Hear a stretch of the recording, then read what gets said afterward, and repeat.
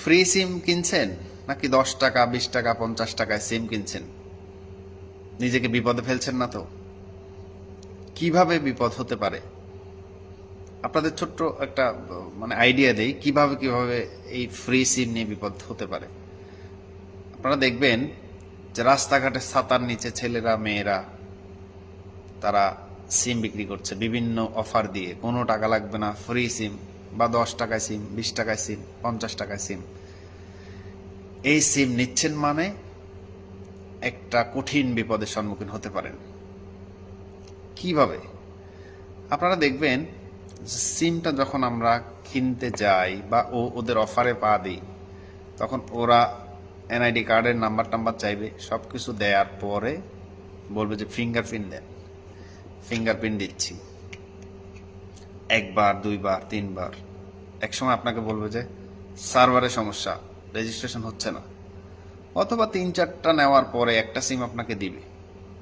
আসলে প্রত্যেকবারেই একটা করে সিম রেজিস্ট্রেশন হয়ে গেছে। ওই সিমগুলা আপনাকে না বলে এটা ব্ল্যাক মার্কেটে চলে যাচ্ছে। ব্ল্যাক মার্কেট থেকে অপরাধীরা এই সিমগুলা কিনে নিয়ে যাচ্ছে। কিনে নিয়ে গিয়ে তারা এই সিম দিয়ে নানান প্রতারণা, নানান অপরাধমূলক কার্যক্রম, বিভিন্ন কিডন্যাপ করে এই মুক্তিপণের টাকা আদায় এই সিমগুলো দিয়ে করে থাকে। পাশাপাশি আরেকটা কাজ করতে পারে, সিমগুলা যখন আপনাকে দিয়ে রেজিস্ট্রেশন করে নিয়েছে, পাশাপাশি আপনাকে ওই 4টা সিম রেজিস্ট্রেশন করে নিয়ে সার্ভার সমস্যা একটা আপনাকে দিল, আবার বলতে পারে ঠিক আছে আপনার একটা ছবি তুলতে হবে। এটা বলে বিকাশ রেজিস্ট্রেশন অ্যাপে, বিকাশ রেজিস্ট্রেশনে গিয়ে আপনাকে একসময় বলবে একটা ছবি তুলতে হবে। ছবি তোলার সময় বলবে ঠিক আছে ছবি তুলো, ওকে ওকে দেখি ছবি হচ্ছে না, একটু চোখ খুলেন বন্ধ করেন, তো বলবে চোখ একটু বন্ধ করেন, খুলেন।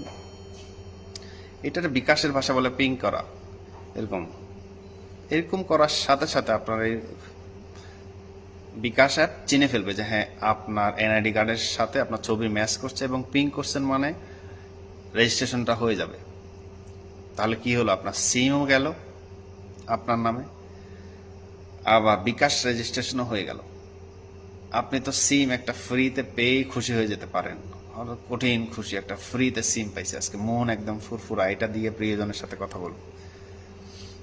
আসলে এটা বিকাশও, ছবি তোলার সাথে সাথে বিকাশও একটা ভুয়া, মানে আপনার নামে বিকাশ অ্যাকাউন্টও চালু হয়ে গেছে।